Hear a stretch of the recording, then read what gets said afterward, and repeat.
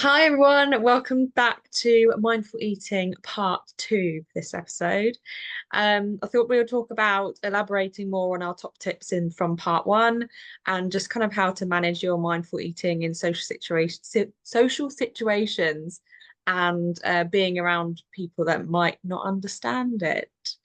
Um, so I thought I would kick off because I'm actually going on like a little weekend away with one of my friends this weekend. And I don't think my friends notice that I actually mindfully eat like in my head. I don't really kind of speak aloud about it because I don't know, some people just some people may turn around and just be like, oh, just relax, have a weekend, like a weekend off, like relax, relax, relax. And I'm just like, yeah, yeah, no, that's fine. But I quite enjoy mindful eating and being that way now. So, for example, I would like this weekend, we're probably going to have a Prosecco or two, let's be honest. And I thought, I'm away for 2 nights, and usually, like, old me would be like, "Oh yeah, let's just drink the whole weekend and drink both nights." But new me is more mindfully about, okay, so how much alcohol really do I actually need? Do I need it on both nights? Probably not. So if we're going out for dinner, one of the nights, I'd probably quite like to have 2 glasses of Prosecco out for dinner because that's quite nice. I don't go out for dinner that much because it's too expensive. And then I think, if you're staying in the second night and if you've got like an Airbnb where you can cook yourself dinner and stuff, I probably wouldn't have a drink then. I may just have like half a glass or something like that, but I'm not a massive drinker anyway. So I'm just being mindful about alcohol as well. I don't want to overdo it and wake up really sluggish and ruin my weekend. Because that's how I always feel after alcohol. It's horrendous. And anxiety, I call it. It's awful. I hate it. Mm. But it's just being mindful about like alcohol on your weekends away or holidays and stuff, like, just being aware of how much you actually want or need, and don't be influenced by everyone around you because someone else might be able to drink and handle their drink a bit better than you might do. And it's just how to kind of manage it and listen to yourself and listen to your needs and recognize when your beliefs around alcohol and how much you can actually handle. Um, but Yeah, yeah, like, would you agree?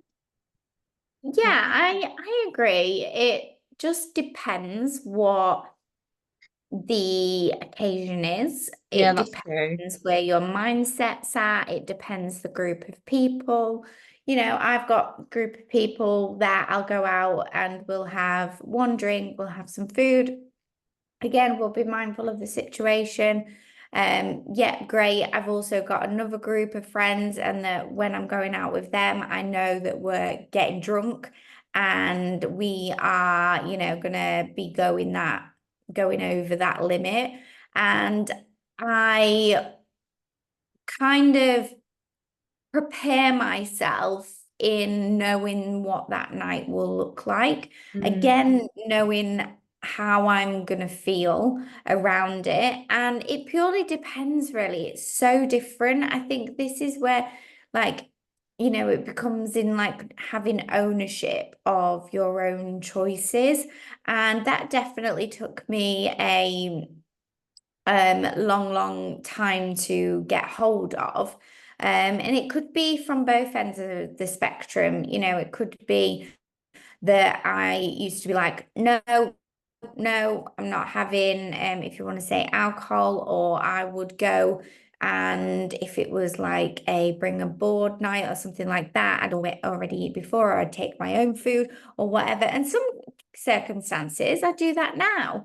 But also, if you are that person that gets FOMO or fear of missing out on engagement in what that looks like, you want to be inclusive and you want to be able to allow yourself to be like, how is that going to make me feel? How is that going to make my gut health feel?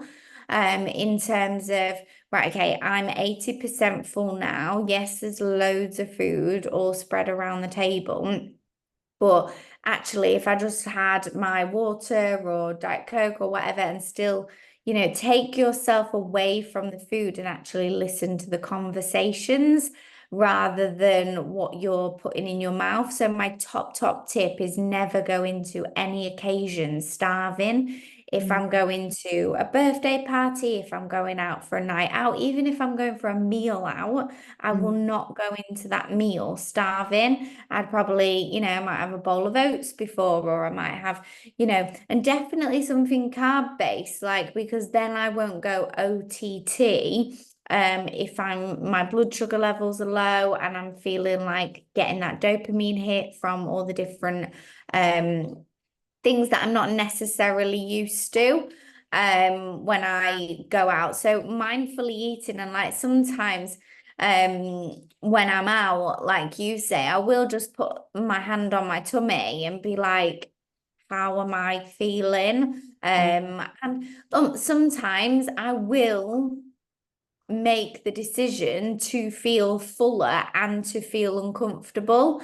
And that doesn't mean that I'm going to add on, 3 pound of fat. That just means that I am going to go to bed probably with disrupted sleep, and I've had a few drinks and things like that, and I'll take that on the chin because it's all part of the part of the process. If I know that it's going to be right, we're getting absolutely drunk, we're going out, we're dancing, I will make sure that the following day is 100% prepped for. love Um, that. so I have nothing to think about. Mm, So I'll enjoy the night. I'll know exactly what I'm getting up for breakfast. I know exactly what I'm doing the following day into, because most time it's either a Saturday or Friday that you go and do that. mm, So I'll make things really simple for myself to get that gut health back. I used to, way back when, I used to go out and my mindset was, right, okay, I'll consume my tomorrow's breakfast and dinner calories in the night before, and then I won't eat till 3 p.m. the following day. And that's how I used to calculate it. And it never worked out like that because I'd wait till 3 p.m. and then I'd be so unbelievably starving. Obviously, I've had rubbish sleep. I was out dancing, probably, output there. And blood sugar levels, everything low. My body hasn't had its normal structure. It's used to having meals regular. So it'd get to like 3 p.m. and I'd have like open my tummy, if you like. And then it was like, whoa, I like this. And then I mm, just couldn't stop. And then that'd be Sunday, feeling like crap. Then Monday, I'd be like, oh my God, I feel terrible. Probably weigh myself and just be an absolute shit show. mm, And it would be chaos. So absolutely 100% that following day needs to be nailed. And even if that's you've gone away for a hotel night, I'd make sure that like the breakfast options. And sometimes now I don't like breakfast included because I do feel that there's so much variety. And you think, well, I've paid for this. I want the croissants, I want the muffins, I want the this, I want that. mm, So sometimes I either just take like an oat pot with me, just to have that in the room, and we have a lazy morning, send Steve out to go get the coffee or whatever, and we chill in the room, a lot cheaper.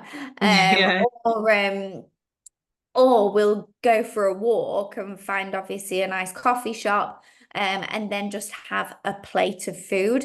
Definitely when you're in the hotel, I'm not sure if you're the same, but I'm like, I need to try everything. I need to this, that. And then, gone a bit overboard. Even though they've got some fantastic options, but they've got too many. And I think I'm only here Yeah. for one time. Yeah. So yeah, so definitely just address the situation, address the company.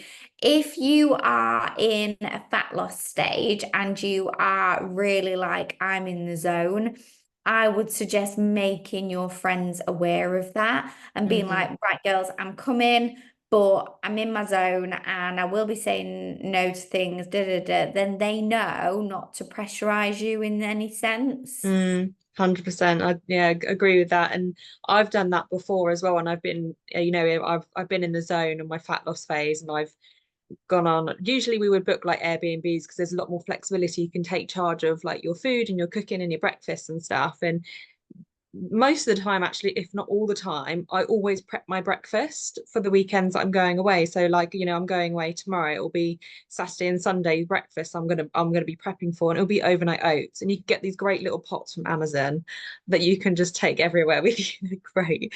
And you can make your overnight oats in them. And most of my friends are like, okay, that's fine. And then, I'll be there for, lunch and dinner, whatever we're doing. But yeah, it's just being mindful about like what can you, if you're in a strict like fat loss phase and you're saying no to things, then again like prep where you can. And if, like you say with that with the if you're going on a night out and stuff, like sometimes we're all human. Sometimes I do go on a big blowout because I just fancy it. But Sometimes you need when it. Yeah, yeah, absolutely. yeah, Gosh, it really we're not made to be, straight-laced and, all this. Like our bodies can take it. But I think again, it's the mindset in which you approach those things and not letting it roll on to the following days. And I think it's important when working with a coach and you think, right, okay, we're doing this, we're doing that, but I am going to a wedding or whatever, communicate that back to me so I can help plan and prepare for your experience on that day, for you to have less anxiety. If you're going to be stationary in the car all day, then we'll talk about maybe upping your output further on throughout the week, maybe just to, squeeze things in. So it's more mentally, as long as you're consistent with things, you're going to see those results. And I think if you are in that zone of being in a fat loss deficit, you can be in a deficit and have alcohol. But again, it's the effect that it has on your mind and where that place sends you, yeah. which I think many people obviously struggle with. Yeah. Yeah, they definitely do. It's like just for an example, like if you're going on an all-inclusive holiday and the buffet is, there's lots to choose from as well. And it's absolutely fine. Like just prioritize. You can prioritize things on that buffet because that buffet's not going anywhere. Because I remember I go to all-inclusive and I'm like, I've got to have this, I've got to have that, I've got to have this because I'm scared it won't be there tomorrow. But no, it is there tomorrow. So like just prioritize your days and like fill up with um like yogurts and like fruit and veg, and especially if you're in a hot country you want to get all those micronutrients in for the vitamins and minerals and Absolutely. And if you be do mindful. fancy the chocolate croissant, then have it and Yeah. enjoy it, or share it or, whatever.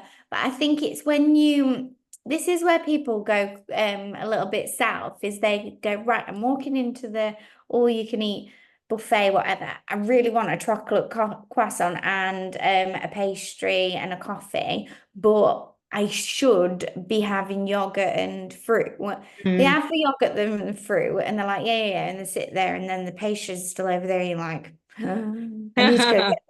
So then you end up having both.